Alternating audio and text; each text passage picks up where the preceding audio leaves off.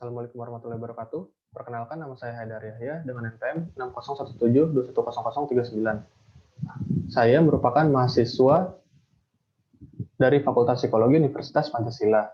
Saya ingin mengajukan proposal skripsi dengan judul Gambaran Konsep Diri pada Wanita yang Mengkonsumsi Alkohol. Alkohol merupakan zat psikoaktif yang bersifat adiktif. Zat psikoaktif yang terkandung dalam alkohol dapat mempengaruhi sistem otak individu, baik dalam cara berpikir maupun cara berperilaku. Alkohol dikategorikan menjadi 3 golongan, diantaranya golongan A dengan kadar alkohol 0,1 sampai 0,5%, yang kedua golongan B dengan kadar alkohol 0,5 sampai 20%, dan yang terakhir golongan C dengan kadar alkohol 20 sampai 50%. Industri alkohol yang terdapat di Indonesia sebanyak 19 unit. Di antaranya 14 unit usaha dan 5 unit industri anggur dan sejenisnya. Tingkat konsumsi pada usia 14 tahun ke atas di pedesaan dan perkotaan sebesar 0,48%. Pada wilayah Southeast Asian regional, pada kelompok individu yang mengkonsumsi alkohol pada kelompok usia 15 sampai 19 tahun terdapat sebesar 21,1%. Dan individu yang mengkonsumsi alkohol pada kelompok usia 20 tahun sampai 24 tahun terdapat sebesar 34,3%. Tingkat gangguan konsumsi alkohol didominasi pada dewasa awal dengan angka sebesar 11% dibandingkan dengan yang lebih muda 2% dan yang lebih tua 15%. Mengkonsumsi alkohol dapat dikatakan sebagai gangguan apabila memenuhi 2 kriteria dari 11 kriteria yang ada selama 12 bulan. Dalam buku Diagnostic and Statistical of Mental Disorder. Faktor yang mempengaruhi individu dalam mengkonsumsi alkohol diantaranya faktor coba-coba, faktor pelarian masalah, faktor lingkungan, faktor keluarga, dan faktor self-esteem. Dampak dari mengkonsumsi alkohol diantaranya beresiko mengalami gangguan pada jantung, beresiko mengalami gangguan pada sistem metabolisme tubuh, beresiko mengalami gangguan pada sistem produksi tubuh, menurunnya tingkat kecerdasan individu, bahkan sampai pada tingkat kematian. Kemudian, pada wanita yang sedang hamil, mengkonsumsi alkohol sangat berpengaruh bagi janin, seperti berat badan yang prematur, bahkan sampai pada tingkat aborsi spontan dengan angka sebesar 30%. Individu yang mengkonsumsi alkohol beresiko menjadikan konsumsi alkohol sebagai sebuah perilaku yang biasa, seperti menjalin hubungan dengan pertemanan, bahkan sampai pada memperkuat hubungan dengan teman sebayanya. Wanita yang mengkonsumsi alkohol dapat dikatakan sebagai alcoholic woman.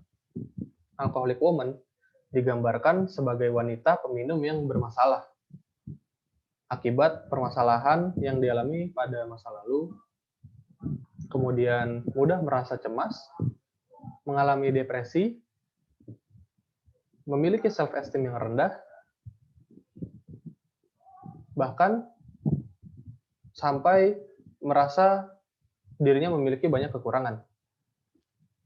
Kemudian, saya melakukan preliminary dan menemukan 4 tema, diantaranya konsep diri, coping stress, pola orang tua, dan peer influence.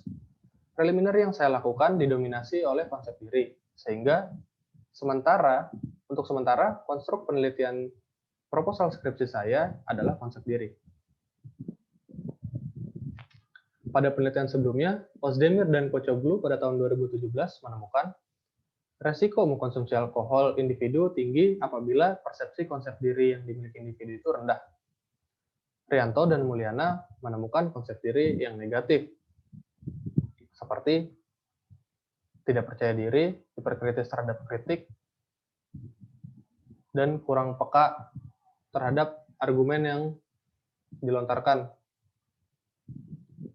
Kemudian, Cornella Font dan kawan-kawan pada tahun 2020 menemukan konsumsi alkohol itu berkorelasi negatif dengan konsep diri. Sehingga apabila konsumsi alkohol individu itu tinggi, maka konsep diri individu itu rendah. Begitupun sebaliknya. Kemudian lalu Blevins dan kawan-kawan pada tahun 2018 menemukan konsep diri alkohol berkaitan dengan motif konsumsi alkohol. Selanjutnya, Lestaluhu dan Lukman pada tahun 2019 menemukan konsep diri yang positif, seperti subjek memberikan pengaruh yang positif bagi teman-temannya, masih memiliki harapan di masa depan, dan memiliki tingkat religiusitas yang tinggi. Urgensi penelitian yang dilakukan, penelitian ini penting untuk dilakukan karena mengkonsumsi alkohol sudah menjadi bagian dari individu, seperti sebagai peningkat kepercayaan dirinya,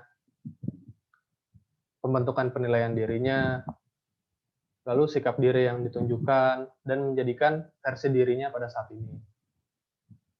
Penelitian yang saya lakukan juga mengubah gender pria menjadi gender wanita. Karena penelitian mengenai konsep diri pada wanita yang konsumsi alkohol masih terbilang terbatas.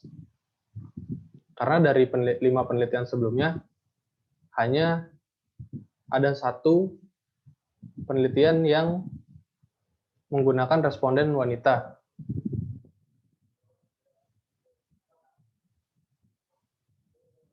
Lalu, rumusan masalah pada penelitian ini yaitu alkohol dijadikan bagian dari self wanita pengkonsumsi alkohol.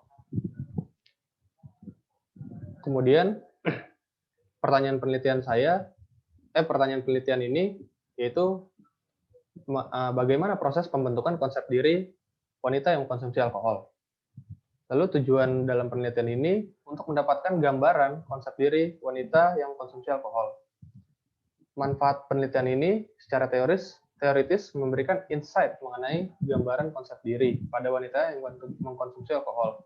Dalam segi praktisnya dapat dijadikan bahan evaluasi, memberikan insight pada instansi terkait, dan dapat dijadikan sebagai tambahan referensi bagi psikolog.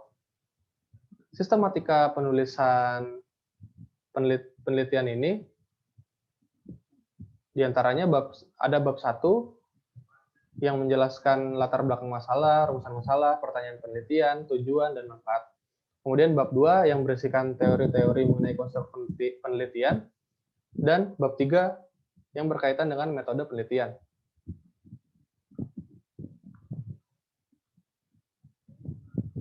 Konstruk konsep diri, teori konstruk yang saya gunakan yaitu teori Rogers, yang dimana konsep diri itu terdiri dari persepsi karakteristik dan persepsi hubungan dalam berbagai aspek kehidupan yang secara bersamaan melekatnya nilai-nilai persepsi I atau me. Konsep diri mencakup pengalaman yang individu rasakan dalam kesadaran serta pandangan yang orang lain berikan terhadap dirinya. Komponen dalam konsep diri menurut Rogers dibagi menjadi 3, yaitu self-image, self-esteem, dan ideal self. Kemudian faktor yang mempengaruhi konsep diri ada pola asuh, keluarga, teman sebaya, dan self-esteem. Pada dewasa awal, saya menggunakan teori Kolar-Russo, yang dimana dewasa awal merupakan proses elaborasi pada self dan diferensiasi dari objek pada usia 20 tahun sampai 40 tahun yang digambarkan sebagai pengembangan sense of self and others, pengembangan kapasitas keintiman, berkembang menjadi orang tua, dan mengembangkan hubungan mutualis dengan orang tua. Lalu pada alcoholic woman, saya menggunakan teori Perodeo, yang dimana peminum berjenis kelamin wanita, alcoholic woman merupakan peminum berjenis kelamin wanita yang bermasalah karena pengalaman yang tidak bahagia dan digambarkan sebagai wanita yang mudah cemas, depresi, memiliki self-esteem rendah, dan merasa dirinya memiliki kekurangan. Frekuensi individu yang mengkonsumsi alkohol dibagi menjadi 5, yang dimana terdiri dari current abstainer, di mana individu tidak mengkonsumsi alkohol selama 12 bulan, infrequent like drinker, di mana individu mengkonsumsi alkohol kurang dari 5 botol dalam satu kesempatan kurang dari 1 minggu.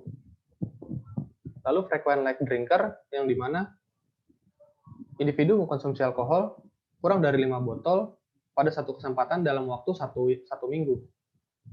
Selanjutnya, infrequent heavy drinker, individu mengkonsumsi alkohol lebih dari 5 botol pada satu kesempatan dalam waktu 1 minggu. Dan terakhir, frequent heavy drinker, yang dimana individu mengkonsumsi alkohol lebih dari 5 botol dalam satu kesempatan pada satu kesempatan dalam waktu 1 minggu.